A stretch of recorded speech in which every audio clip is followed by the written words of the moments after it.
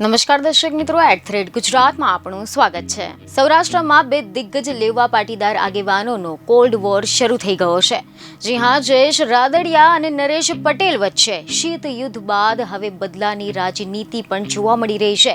આ બંને બળિયા છે અને બંને પોતાના સમાજમાં અને સમગ્ર સૌરાષ્ટ્રમાં ભારે વજન ધરાવે છે। બંને અગ્રણીઓના ક્ષેત્ર પણ અલગ છે। જયેશ રાદડિયા રાજકાજનો જીવ છે, જ્યારે નરેશ પટેલ અત્યાર સુધીમાં સમાજ સંગઠન તરીકે ઉભરાઈ આવ્યા છે। પરંતુ હવે સૌરાષ્ટ્રમાં આ બંને લેવા પટેલ આગેવાનો વચ્ચેનો જંગ વધારે પ્રબળ બન્યો છે।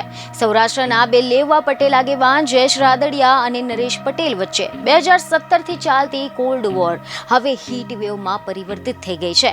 તમે જણાવી દઈએ કે ખબરો એવી મળી રહી છે કે જયેશ રાદડિયાએ નરેશ પટેલની નજીકના ગણાતા જે વ્યક્તિ છે દિનેશ કુંભાણી તેમના ફર્ટિલાઇઝર યુનિટની સપ્લાય બંધ કરાવ્યો છે, જેના પગલે દિનેશ કુંભાણીને મોટા પાયે આર્થિક ફટકો પડી શકે છે।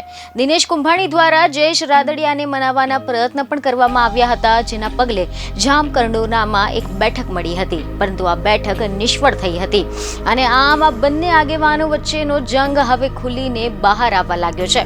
તમને જણાવી દઈએ કે ઇફકોની ચૂંટણીમાં નરેશ પટેલે જયેશ રાદડિયાની વિરુદ્ધમાં મતદાન કરવા માટે જણાવ્યું હતું, જેના પગલે દિનેશ કુંભાણીએ કેટલાય લોકોને જયેશ રાદડિયાની સામે મતદાન કરવા માટે અપીલ કરી હતી અને આ બધાને જઈને સમજાવ્યા પણ હતા, પરંતુ મોરબી અને અન્ય વિસ્તારો પર જયેશ રાદડિયાની પકડના લીધે તેમને કારી ફાવી ન હતી અને જયેશ રાદડિયા ઇફકોની ચૂંટણીમાં જીતવામાં સફળ રહ્યા હતા।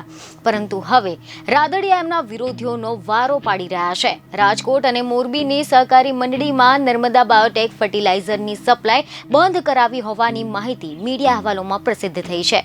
ગુજરાતના રાજકારણમાં પાટીદાર સમાજ અને ખોડલધામનો દબદબો છે, પરંતુ હવે ધીરે ધીરે સહકારી રાજકારણના છાંટા અહીંયા પણ ઉડે તો નવાઈ નહીં। બીજને ખબર સાથે ફરી મળીશું। ધન્યવાદ।